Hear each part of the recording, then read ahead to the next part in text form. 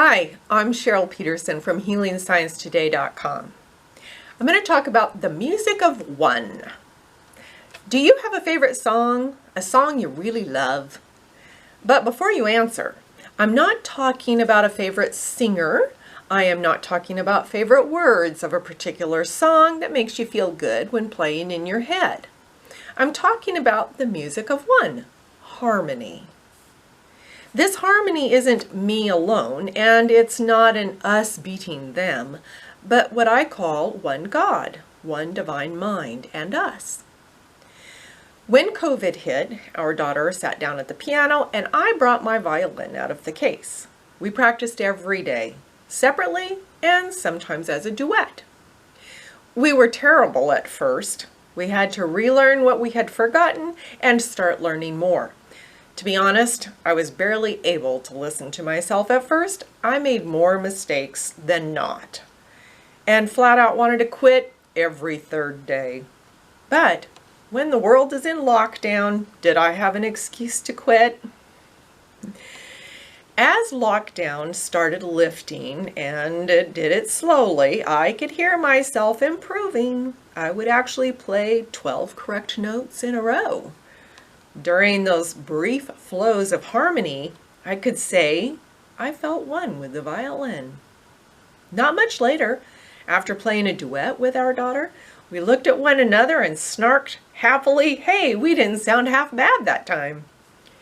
We didn't discuss it because she had to take the dog out to poop and I got snacks for the grandchildren. But I felt music, the music of one. The harmony was bigger than my mind or my daughter's. It was more than the violin or the piano. The music of one resonated, it aligned, and it exalted my reality. I wanted this reality more, but I couldn't rely on myself, sheet music, or the violin.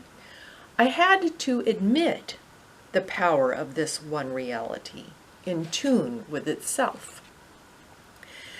Christ Jesus had something to say about this.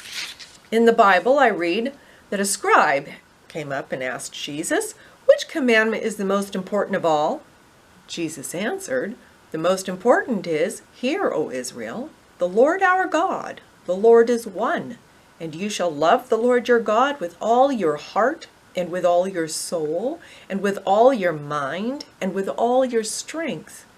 The second is this, you shall love your neighbor as yourself. There is no other commandment greater than these."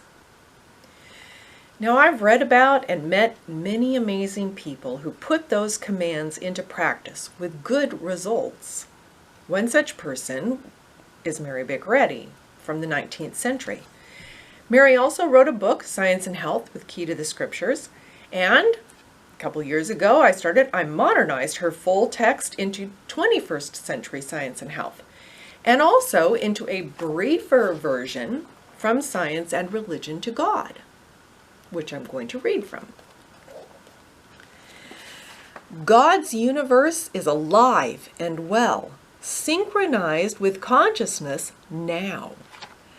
Our understanding of God continues to grow because God is infinite. Mistakes are made every day. Quite often we are sorry, especially for the mistakes that hurt other people or the environment. The remorse leads us to self-help books and support groups in an effort to reform. Then comes the hard part. Then we have to face, admit, and figure out how not to repeat the hurtful, fearful, stupid thoughts and behaviors. We have to figure out how to reform. Reform comes when bad thoughts and behaviors are destroyed by good. Reform comes by a shift in thought and reasoning. We reason from the standpoint that God isn't and never was influenced by bad thoughts, and a good God is our influence. The legitimate and only possible action of divine mind is the production of harmony. God does not create or cooperate with disease and sin, and we can eliminate from consciousness any notion that painful conditions have a purpose from God. We must not be afraid to experiment and modify the knowledge circulating in Earth's atmosphere. God will sustain us while we learn to trust the eternal and give up vain beliefs.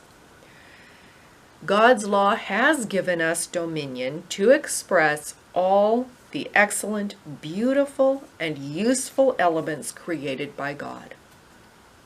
You've been given authority not to manage sin, sickness, or other people, but to experience the consciousness of intelligence, well-being, truth, and love. We are worthy of love's grace.